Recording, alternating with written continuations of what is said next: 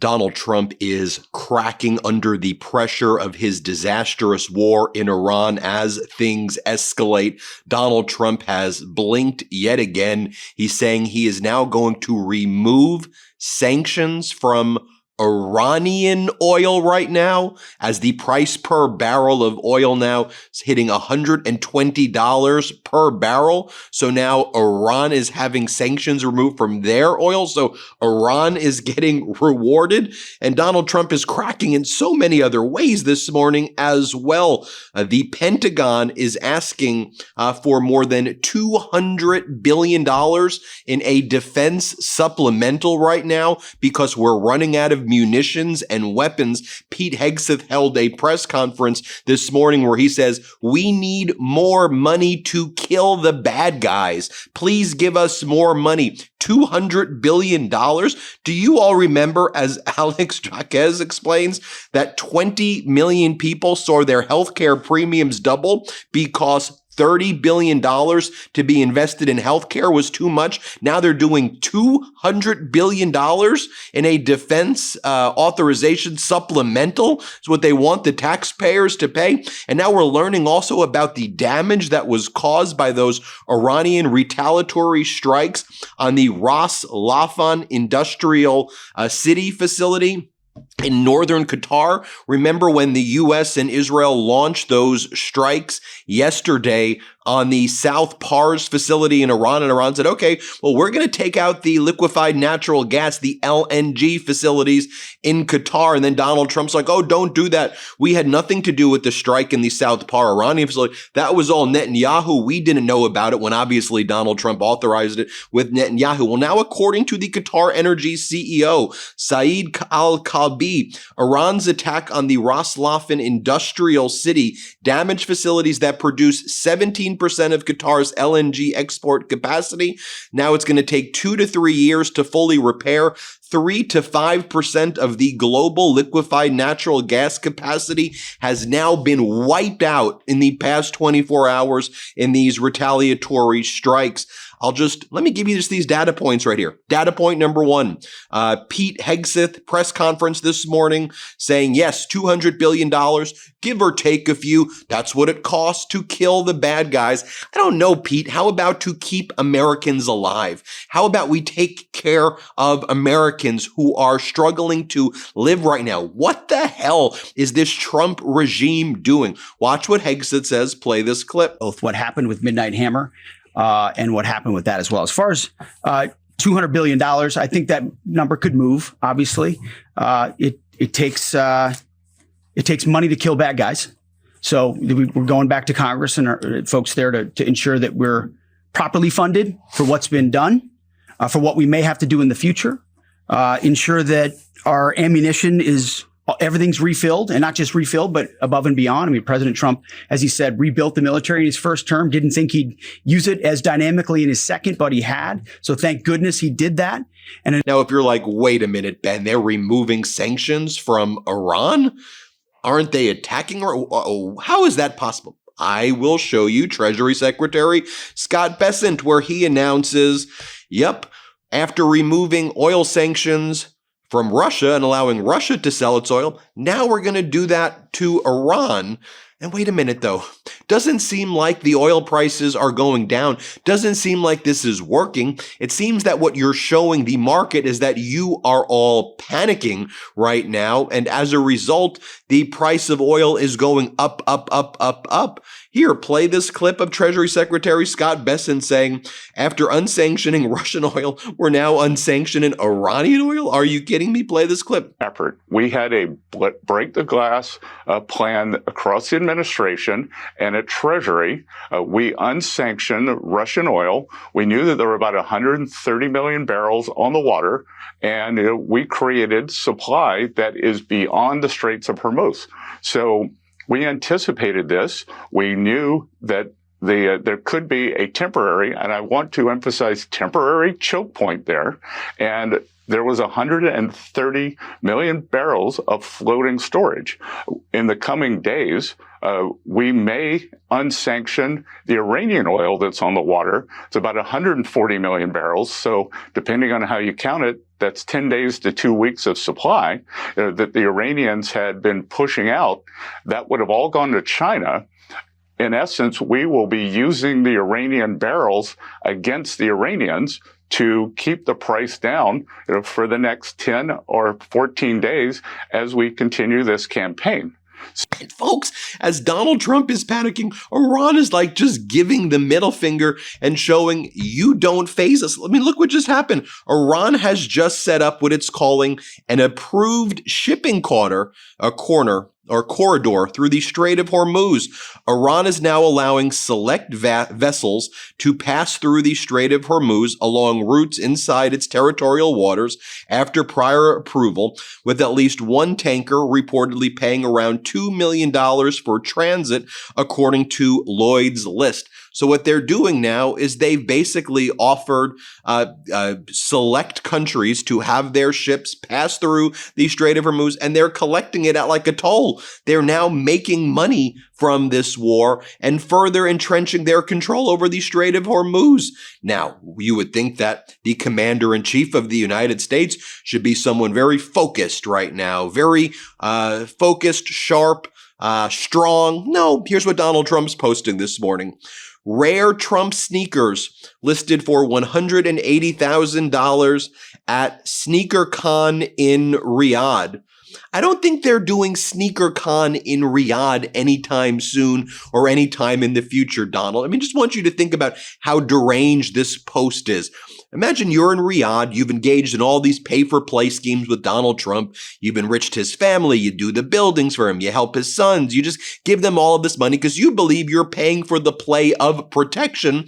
And then during the war where, by the way, Iran struck energy facilities in Riyadh, right? I mean, who the hell is going to go to Riyadh? Who's going to Doha, Qatar anymore? Who's going to Abu Dhabi or Dubai? These countries are destroyed long term. By the way, you want to take a look at a long-term forecast? You think these countries are going to invest in the future in private equity companies in the United States? Or do you think they're likely going to invoke force majeure clauses and they're not going to, the startups in the United States that would get this Middle East money, they ain't getting that money anymore. Let me be very clear what's about to happen. You're about to see a lot of more force majeure clauses invoked. But now, during the war, when you're like, hey, Donald, we paid you all this money personally, you and your family, you gonna play? You gonna help us right now? Well, remember the SneakerCon in Riyadh where we sold those Trump shoes for $180,000? Yeah, Donald, I think some of those buyers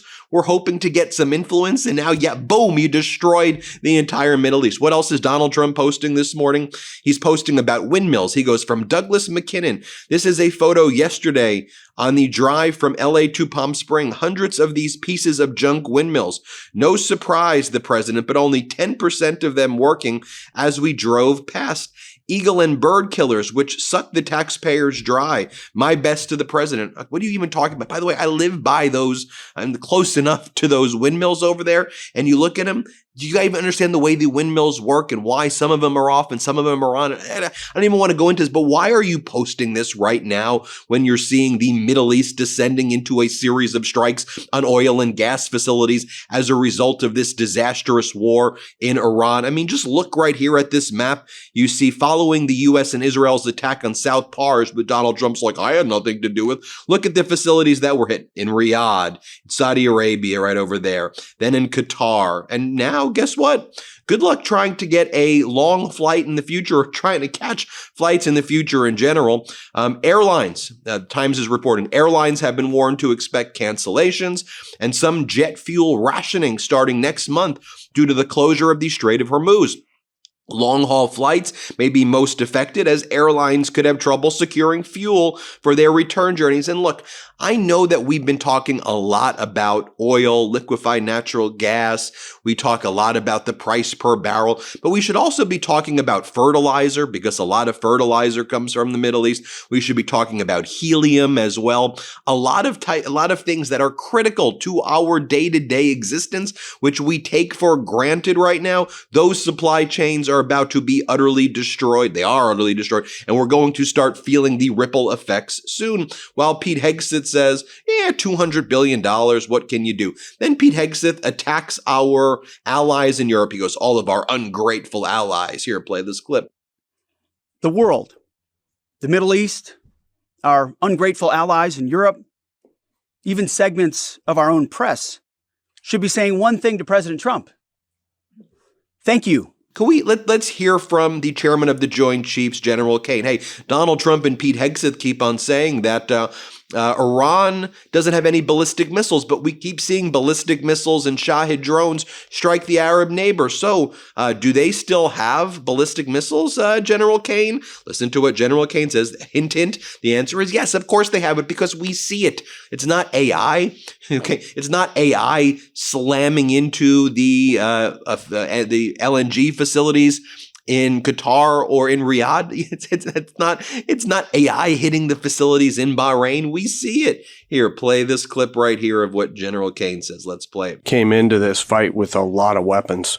This is why we continue to be as aggressive and assertive as we can against their ballistic missile capability, both their medium-range ballistic missile capability and their short-range missile capability. So we are continuing to hunt and find them and kill them, and we will continue to do so. So they still retain some capability. And now we also saw this video this morning as well. This is the moment Israel targeted British journalist Steve Sweeney in South Lebanon. He survived this. Him and his camera crew, though, were injured as a result of this strike. The day before, he was reporting how Israel is targeting journalists in Lebanon and in the surrounding areas. And I just want you to watch what happens. He survives this, but just watch what happens here. Play this clip. Further rocket attacks were reported against Nahariya and admitted.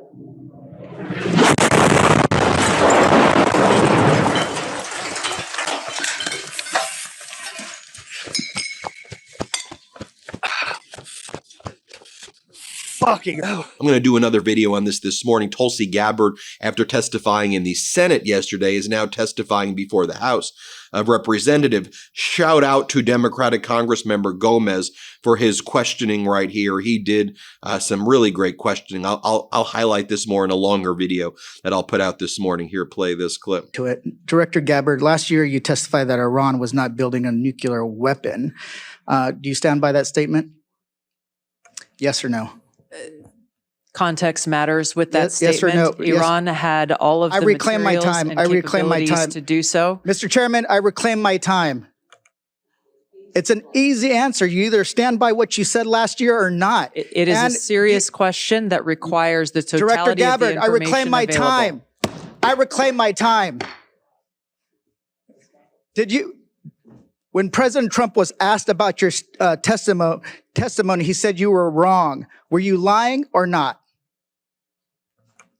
I stand by the intelligence community's complete assessment. And while Israel's out there attacking journalists and trying to kill journalists, Pete Hegseth here in the United States, he's doing this shtick where he's like, and we are all of the Trump deranged syndrome media. I'm speaking directly to you, the people, and I'm telling you how good things are right now. Here, play this clip. And into the soul of a grateful nation. I stand here today speaking to you, the American people, not through filters, not through reporters, not through cable news spin. A dishonest and anti-Trump press will stop at nothing. We know this at this point. To downplay progress, amplify every cost, and call into question every step. Sadly, TDS is in their DNA. They want President Trump to fail. But you, the American people, know better. Yes, there are reporters in front of me, but they are not our audience today. It's you, the good, decent, patriotic American people. You, the hardworking, tax-paying, God-fearing American patriots. The media here, not all of it, but much of it, wants you to think, just 19 days into this conflict, that we're somehow spinning toward an endless abyss or a forever war or a quagmire. Nothing could be further from the truth. And then Hegseth is like, Iran is an energy-rich country, but they spend their money on their military and not on their people. And that is why they are such a dangerous regime, because rather than investing in their people, they spend their money on weapons. Okay, Pete, you may want to, are you also talking about the United States? Because right now we are in a never-ending war in Iran, with things escalating right now, with our soldiers dying and being injured, with our economy in freaking shambles right now. The markets are destroyed as a result of your behavior. People can't afford things. You guys are destroying everything. And this is what you're saying? Here, play this clip. To that point on capabilities, Iran is an energy-rich country, could be, should be. Instead, like so many other places driven by a radical ideology, they've spent that money instead of investing in their people. And that's why you had millions of Iranians protesting. It's because they felt like their quality of life didn't match what it could be or should be. And what was the Iranian state? There's a reason we call Iran the #1 state sponsor of terrorism, because they took the money they make and they invest it in tunnels. And they invested in missiles, and they invested in launchers and UAVs, and we are destroying and degrading that in historic proportions. But it doesn't mean they won't still have some and try to hold people at issue, which is why we're fighting every single. Well, there you have it, folks. And the message from J.D. Vance, though, is don't worry. Other nations have it worse than we do. That's their message. Other nations have it worse. Here's what J.D. Vance had to say. Let's play it. Is that we actually worked with a lot of our allies all over the world who are suffering from this, frankly, more than we are, because unlike the United States, where we've pursued an energy dominance agenda, you've got a lot of people all over the world who have focused on a lot of green energy scams, and they're hurting a lot more than we are. So as much as we got to focus on getting these gas prices down, the reality is overseas they're feeling it far worse than we did, because we've taken the steps to protect. There you have it, folks. We'll keep you posted every step of the way. Hit subscribe. Oh yeah, I'll give you this data point as well. National debt just hit $39 trillion. It was $38 trillion in October, $37 trillion. Basically, we're $1 trillion every 2 months to the national debt is being added by Trump and these MAGA goons. Hit subscribe. Let's get to 7 million subscribers. Thanks, everybody, for watching. We appreciate you. Want to stay plugged in? Become a subscriber to our Substack at MeidasPlus.com. You'll get daily recaps from Ron Filipkowski, ad-free episodes of our podcast, and more exclusive content only available at MeidasPlus.com.